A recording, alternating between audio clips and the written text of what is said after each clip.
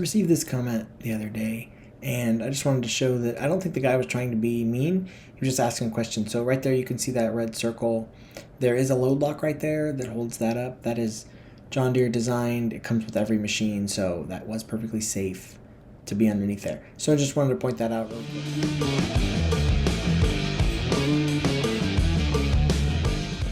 I want to show a couple upcoming projects that I'm working on right now. So first one is this NoCo. This is the NoCo Boost, the GB150. So I've had this probably about 2 months now. It's the GB, it's not the GBX.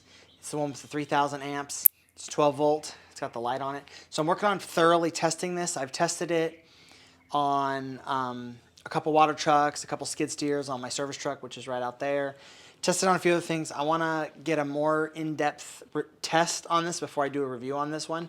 I was not sent this or anything. I purchased this with my own money. So I just wanted to let you guys know. Got that going as an upcoming project. Working on that. So this video should be out a month or so maybe. Set that aside. The other project that I'm working on, I did a couple shorts about this. This is just the cat case. By the way, that's the cat. Oh, that's the cat part number if you want this case. This is the Zurich. The Zurich. It's the ZR HD1. I'm gonna focus there. The ZR HD1. So it is it's supposed to be heavy equipment. Where's the instructions here? So it's the heavy duty truck code reader. So I'm thoroughly testing this out. I got a bunch of footage already of testing this out.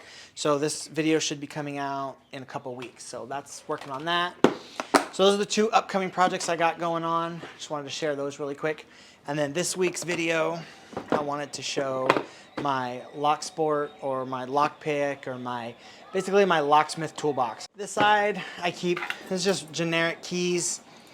Like toolboxes and stuff, I'll kind of use the same key. This is a key for changing like the combination lock. If it's got a dial combination lock, you use that key. And then gas caps, kind of all use the same key. So these are bump keys here. Some of these I made, some of these I purchased. On this side, I have some lock cylinders just for testing purposes and for like basically testing pinning locks and picking locks and that kind of stuff. And then these are keys that are like, if you need to re-key like change a lock, like we moved into this house and I wanted to change the locks. So then these are just, they're cut keys, but they don't go to anything, so then you make them go to your lock. Keep those there. And then in the top of the box, so these are the leashy picks. This is the KW5, and then this is the SC4 leashies.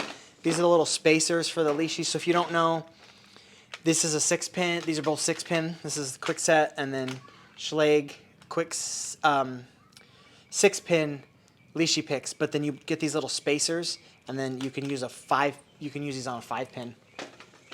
So if you guys want to know where to get any of the lock specific stuff, I'm not really going to link it because there's a lot of stuff that I don't really remember where I got it, but there's a couple spots. So Covert Instruments, I'll link it all down below. Covert Instruments is good. Red Team Tools is good. And then there's lockpicks.com. So you don't need a special license to buy any of this stuff or anything. You can just buy it, and they just ship it to you. So that's that. The mini Cobras live in here.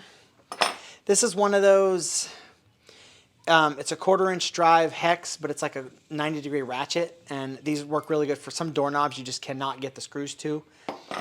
And then these are some snap-on pliers. See if I can see the part number.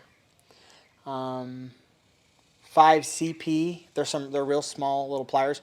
Broken keys. These are great for getting like broken keys out of a lock. If you just got a tiny bit out there, you can just grab it and pull them right out. These are discontinued, by the way, but look on eBay. You can find these on eBay. So then just this is just a Phillips and then a flathead screwdriver. Funny enough, this one's got my dad's engraving on it. You probably can't see that. So I'm sure I stole it from him from some years ago. And then this is one of those, it's a Craftsman, just another Craftsman, but it's a 1/4 hex driver. Keep that in there. This is my favorite rake. I broke one, so when I ordered another one, I ordered 2. So my main lockpick kit is not actually in this box. It's in my service truck, but there is some lockpicks in here, so that's my favorite one. Just a cheap needle file set that I honestly got from China on eBay. And it's lasted, so I had no reason to change that. So keep that. This is a Peterson mini knife. This is just the box and the instructions. The knife is actually in my main lockpick kit, but I kept this in here just because it's got the instructions and everything, just in case I needed that. Just a cheap plastic plug follower. And then this is the plug follower set from HPC. A lot of the stuff you can get on Amazon too. This I got on Amazon. I think you get the Leashy picks on Amazon. But this is the brass plug followers. So it's basically the same thing as this plastic one. It's just these are brass and these are a lot higher quality. And then this is for like taking the end caps off of lock cylinders, which, whoops, I think, yeah, here we go. I can demonstrate that or show you what this is for. So for these, like it's got this style back cap. This basically fits on there, and then there's like a little pin, and that's how you unscrew those. So that's what this tool's for. There's two different styles. It's like different, you can probably see this one's wider than that one. And then these are shims. So I picked these up, I think, on eBay too. If you got to redo a lock you don't have a key to, you can just shim it. This is a comb pick set. I think I got these on Covert Instruments, so it's a 4-piece comb pick set. I don't keep these in my main lockpick box kit because you don't really use these all that often, but they are handy to have, so I keep that in here. This is a broken lockpick. The end of it broke off, but I kept it because this little thing is perfect for all kinds of stuff. It's just perfectly small. And then this is a, they call these a pickle. I don't know why they call them a pickle. Maybe it looks like a pickle. But, whoops, they're for quick set doorknobs. To get the locks out, you need this tool. And then this is for popping little snap rings off the back of the locks. It just helps. You can use a pick, but this was a couple bucks on eBay. A pen, and then tweezers that I honestly found somewhere. I found these. I remember finding them. And then this is the lab version. So if you're gonna buy one of these, I would buy a higher quality one. And I mean higher quality, it's like $2 more. But it's for measuring the depth of a key. Let me actually show you that too. So here's a generic key. And then there's two sides. There's quick set and there's Schlag. So that's a quick set key. So you slide it in, and then you measure the depth of the key. That's how that works. So that's everything in this little tray. So let me take the tray out, set that aside. So down here is just a notepad that I had. Sometimes you got to write down like pinnings and stuff, so it's nice to have a notepad. This is just a little box that I got. It was an old O-ring kit that I had, but I keep the key blanks in here. These are Schlag 5-pin, Schlag 6-pin, Master Lock, which I'm actually running low. I need to get some of those. Quick set 5-pin and quick set 6-pin. Basically the most common stuff you need. You're not going to be able to cut every key, but this will probably do 90% of what you need to do. And then this is my backup lockpick set that I keep in here. This is the first one I had. I keep that in here. And then this is a pretty cool, neat tool. So it's a Leashy. They call it a key cutter, but it's more of like a key nipper. It's basically a pair of pliers that you use, and then you can, I'm not going to do it, but you basically can nip, and you can basically cut a key by hand. It's not perfect, but you can either file it to make it work, or if you get real good at practicing, you can actually make it work pretty good, and you don't have to, like if you just need a quick key. This little mini vise that I got, it kind of sucks, honestly. This thing doesn't suction cup down, but it works. And the point of it was to get this to hold this thing.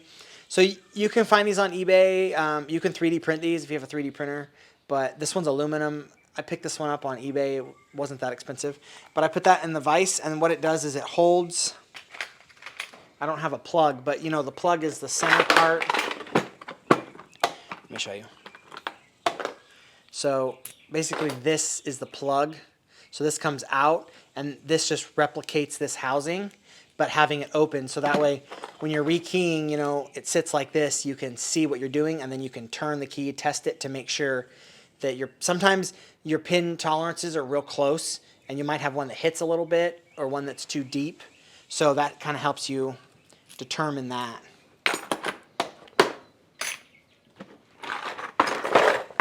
And then this is just one of them security bit sets. I think I picked this up at a flea market years ago, but it's like, you know, security Torx, security Allens, tri-wing screws, and, you know, that kind of stuff. This is neat because a lot of like locks and stuff use those. So this is kind of in junction with this screwdriver. And then this is neat. I picked this up. This is 3D printed. They do make a Schlage version, but this is a quick set version. So what it does is, if you can see, hopefully you can see that. See how it's got numbers on it? So it's basically the depth of the cut. So here, let's grab this one. This one's a number 3. And then it works in conjunction with this tool. So what you do is you put it like this. It's got the grooves.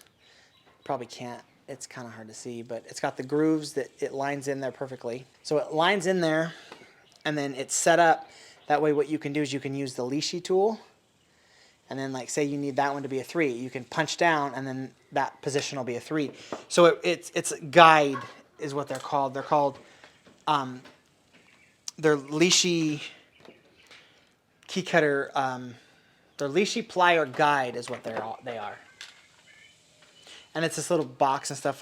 It's kind of cool. I'm going to try to make the Schlage version. So I think I can make the Schlage version with my 3D printer. And then this is just a lock pinning tray. This is also 3D printed. You can find designs for all this stuff. I didn't design any of this stuff. I've actually had all this stuff before I even had a 3D printer. But it's super handy. So this is just like the little tray. You can keep everything organized if you're cleaning locks. I like using this because there's a lot of little pieces and stuff. You don't want them to go everywhere.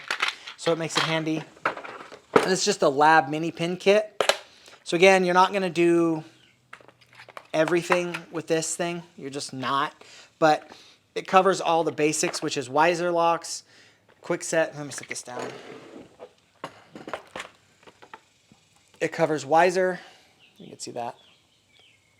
Weiser, quick set, and Schlage, which the older Weisers were different, but the newer Weisers are the same as quick set, but it's all the pin depths and stuff, and it has top pins also, and it has springs. These are super handy. This thing wasn't that expensive, but Lab makes the best kits. I mean, they have kits that are like huge, that are as big as this table, that have pins. But again, this is going to do 90% of household stuff. And if you're going to buy one of these, I would recommend getting the Lab, or there's probably another brand. There's another name brand. I can't remember what it is. Either get... They also make, like, if you want a bunch of different ones, like you can get like a quick set one, a Schlage one, but then you have to buy different ones. But this is like a Lab. It's got all 3. Don't buy the Chinese ones. I had a Chinese pin kit, and the pins are just not exactly correct. And you're talking about tolerances here that are like look at the difference. Let me set this down again. Like, look at the difference here between, you know, a pin 1 and a pin 2. 0.171 and 0.195, like... You're talking about some pretty tight tolerances here. So if they're just a little bit off, you're going to have issues. So I kept having issues, and I kept having to either file down. Well, I kept having to file down pins because they were all too long. So I'd put a number 3 in, and it would just not be correct. So I'd have to put a 4 and file it down. So that's why I got rid of the Chinese kit, and I got the Lab kit. And it's not that much more. So I definitely recommend the Lab kit. So that's what I keep in this box. Let me actually go get my main lockpick kit, and I'll go through that. I don't think I've shown it in a video or a short, but I don't think I've ever actually gone and shown what's in it. So this is my main lockpick kit that I keep in my service truck. So the base of this kit is the Sparrows Ranger Kit. I saw a video on this kit right when it first came out. It's only been out, I think it came out at the beginning of this year, 2023. I think it came out around January, February, maybe the end of 2022. But I saw this kit, and I said, that's exactly the kit that I've been looking for. I did add a few things to it, but the base is the Ranger Kit. So let me take out everything that I added to it, and I'll just show you what is in the Ranger Kit. So I added this stuff. But so this is the base kit. It comes in this really cool, like, molly. It's got molly on it, and then it Velcros in. But I'm not going to use that. I still kept it, but I'm just not going to use that, so I don't use that. But it came with, this is a knife for, like, if you got to do a bypass on like a combination lock, you can use that knife. It came with a mini gem, so I've actually used this a couple times. If you need to slip a door latch or something, that's what this is. And then these are jigglers for wafer jigglers. I've actually locked my keys in my service truck, and I used this to open one of the doors on the service truck to get the keys out. And then in here, there's a bunch of shims for like padlocks and stuff. They're all kind of tucked in here. I don't really want to take them out and make a mess, but hopefully you can see that. They're like shims down in there. They're all kind of tucked in there really nicely. And then 3 hooks, single lockpick hooks. There's 3, these are jigglers, or not jigglers, excuse me, these are rakes. So this was the one that's my favorite one, the wave rake, or the snake rake. Some people call it different things. And focus, there it goes. And that's what the extra one was. And it came with 6 tension wrenches. So then what I added, this is what was in the main kit. Let me scoot that ahead. That's what was in the main kit. And then what I added was the Peterson. This is the decoder tool. See how thin it is? These are super, super nice. These 2 are from Peterson. See if you can see that. They make really, really good stuff too. And then this is the Peterson. It's like their trademark. I can't remember what it's called. Half diamond or something. It's like their trademark end. I also added top of the keyway tension wrenches to this kit. These are from Covert Instruments, the traveler hook from Covert Instruments. So I cut it because I actually ordered the 6-inch one and I thought it would fit in there, but it wouldn't. So I cut it. They make a 4-inch one, but I just cut it. But you can get the 4-inch one.